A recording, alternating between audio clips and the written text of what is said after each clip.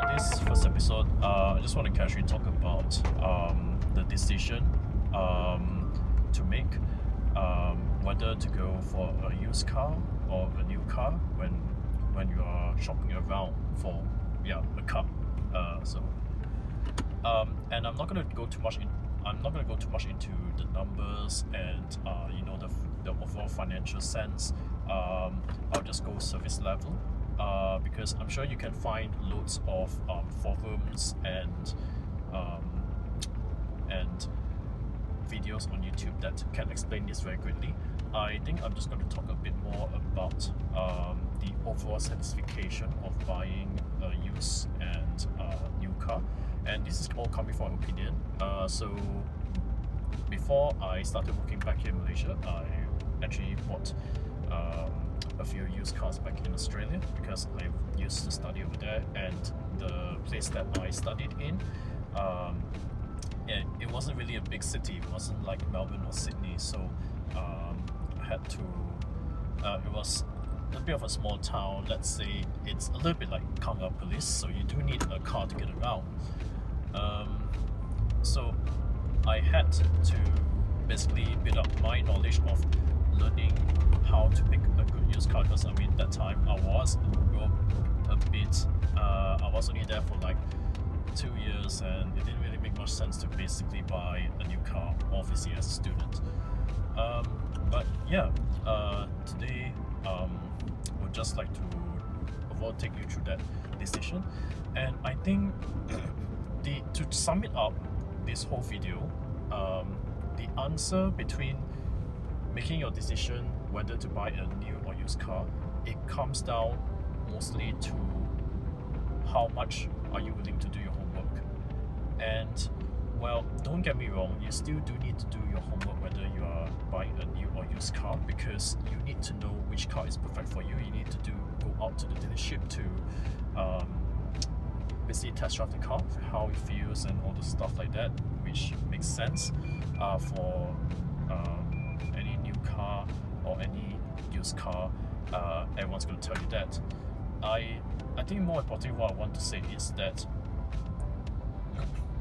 what are you after, and how much money are you willing to spend on the car? Because you have to understand also, the other thing is, car is obviously not an asset. It's going to be a liability. There's going to be running costs, there's going to be maintenance issues popping up once in a while, and also the petrol and the toll and whichever, all those sort of stuff.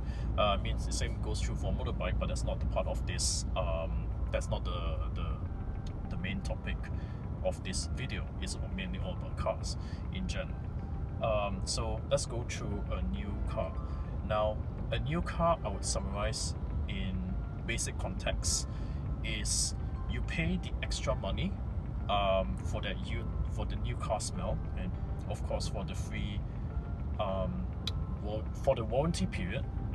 But there's a bit of a warning, like, correct me if I'm wrong, but if you were to buy let's say an all-new Proton or Produa, most models will not come with free servicing or either they will provide you with free service parts, but you basically need to pay for labor costs, which means you still need to pay some money upfront for that service in the long run, and it's only going to add up more and more as your car gets older. So overall, the convenience part that I'm talking about is whether are you actually willing to not have any reliability issues for the first 5 years, I would say, in getting a new car. Sorry about that. I keep on saying used because, to be honest, I'm actually a used car person, but so I'm sorry if this video might be slightly biased, but I'll try not to keep the bias much influence. So I do understand people would just like to buy and just don't think too much, or maybe perhaps they are not that car tech savvy guy thing. But of course, it's always good knowledge to know about cars, in general. I don't mean that you need to know how to fix a car entirely. You don't need to know how to change a head gasket. You don't need to know how to replace your brake pads that often. Because I mean, in Malaysia, repair is, I would say, is quite fairly priced for certain workshops. Those Arbing workshops or those local workshops. So you'll be getting along just fine. I mean, if you were to compare back in Australia, where I used to drive, the labor fees are tremendously high. I mean, one brake change can set you back, I guess, about $130 to $150. So that's about 450 ringgit. Don't convert, but then you get my drift. And if you were to get into a crash, yeah, you can basically total your car out, because to repair a dent will cost you, I guess, about $3,000 for just one small ketok dent. So per se. So I mean, running a bit off topic here, but let's get back to the question. Let's get back to the new car decision in general. I would say the overall satisfaction, I would say, for getting a new car is there. It's good that you're maybe perhaps as a fresh grad or whoever, that you are getting your first car for the first time driving. But I guess when you are, and I think it's the same when you are already working, but if you are willing to spend, if you are going to save more, if you want to save the most money, obviously I'm going to say used car will have a higher satisfaction. You have to know what is your priority in life and how much are you willing to do. Obviously, go back to my whole point, homework. So in a new car segment, you may not need to know how to check the used car. You may not need to know what is the signs of a driver who took his car crazily, or kind of abuse, that sort of thing. You don't really need to know those stuff in general just about yet. I guess what you do need to know if you are buying new cars is what's the service interval, how to take care of your car, all those stuff. But I think it will slowly creep into this mechanical jargons very soon, but not as fast as if you were to actually take a new car.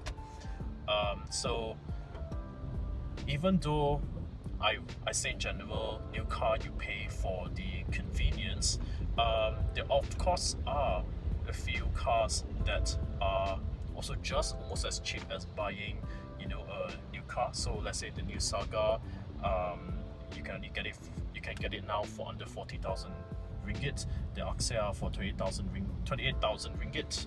That's sort of price bracket. Yes, you get that stuff, but then most of the stuff you get there is all pretty basic level tech. And if you are that sort of guy who likes premium stuff, I don't think this is really going to suit you that well. I think your taste is going to you're not really going to be impressed by its build quality. I'm not saying that Produa or Proton has very terribly bad quality, but what you get is really, really basic, and it really speaks of the cabin. So that's that. So now moving on to, so that's where my next point comes in. Let's go to the used car market. So in the new used car market, generally I would say if you're the kind of guy who likes to save a lot more money, yes, you'll find more satisfaction in this sector, but you need to do a lot more homework than you normally have been doing for a new car, because as I said, in a new car you just find out which car suits you best in terms of needs, wants, and how the car performs, and read the reviews online, and that's about it. But just one word of caution, you do need to read. It's best if you can find reviews of how the cars perform in Malaysia, because I know if let's say the same car model appears in other countries, it may not be relevant. It may be tweaked for another market. So let's say like Thailand, it may be for UK, it may be for Australia.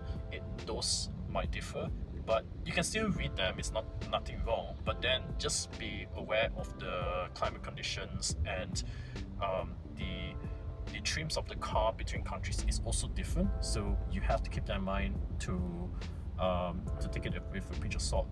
So coming back to the used cars, yes, you do need to do a lot more homework. You do need to know how to inspect the car, and this is one point I always caution to my friends who wants to actually buy a used car.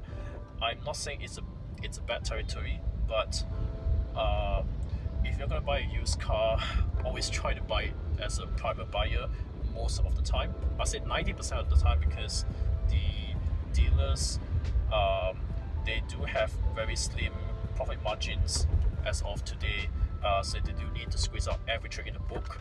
I'm not going to go too much detail into that, into their tactics, but basically they do cheat your mileage. Every single dealer does. They will quote the year of the car as when the car was registered. So let's say the car was made in 2013, but it was registered in 2014 or 2015. That's the year that they're going to go after, the newer years, because I mean obviously the customer's not going to buy a car which has an older date. It's pretty common sense who will do that. So overall, it would be better for you to still go with a private buyer who has less ways of cheating, or they may not have the expertise to do the rollback mileage. Of course, believe it or not, it does happen quite a lot. And speaking of quite a lot, it's really getting done quite a lot. So overall, I guess you need to know your homework. I would recommend going to watch YouTube videos, do search on forums for that particular kind of car, or maybe the cars of the same segment. So let's say you may want to buy a C segment SUV, search for forums of every single car make that appeals to you. So whether it be the Honda CR-V, Honda 65, or the new RAV4, although the RAV4 doesn't make it, it's not fitting of the story for now because it's new for this year 2020, so you're not going to see any new used units for a very long time. But I think the general consensus is clear. You need to study what's the maintenance in the long run. Don't just take the price of the car as you pay for the car, road tax, insurance. That's about it at the end. You still need to think about what's the how much is it to replace the parts, how much is it to replace say the air condenser stuff, everything, tires especially, because tires you do go through them quite fast, every 2 to 3 years. It sounds quite a long period of time, but trust me, you go through 2 years quite fast, and you'll be spending tires way faster than way faster than you can earn your money if you're not that careful. But overall, the good thing that comes out of it, upon all this negativity, if you do get like a very good bargain, so meaning to say, let's take for example, now I'm driving a Corolla Altis this year 2008. It's a 1.8G. It's got all the bells and whistles. Technically, we actually got it from the dealer. It's not to say a very good deal, I would say, because the mileage has been rolled back. But I know the resale value is there. Me and my parents have already done the research, and we can really confirm to say that this car actually will service reliably. The space is not. It's quite a wide car actually. It's got still good features that make it relevant for today. So like I have the power seat on my driver's side, and also the optitron meter at the front of my car. Well, I'll try to put a photo up that side for you to see, and also automatic AC, the 6 CD changer. I mean, it's a bit slightly dated, but it's still relevant for today's car tech nevertheless. Enough about my car, but I guess what I'm trying to say is that you get more car for the money if you do actually make a good decision in your perspective. So what do I mean by good decision in your perspective? I mean that it's a car that it will run reliably. You can handle the maintenance costs, because that is very, very important. You don't just take the face value of the car, but overall you do get a high satisfaction knowing that you will enjoy using all the features of the car.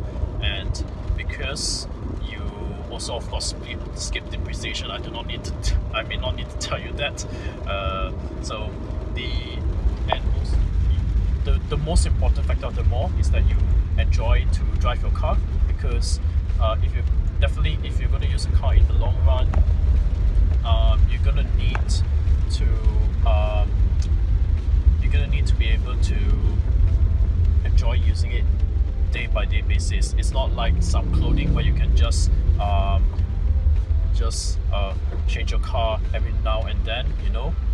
It's not really a subscription plan, and even then subscription plans is a whole new pricing story, which I guess if you guys want me to talk about my opinion about it, you can leave a comment down below, and I will do my best to talk out my opinion without being too biased.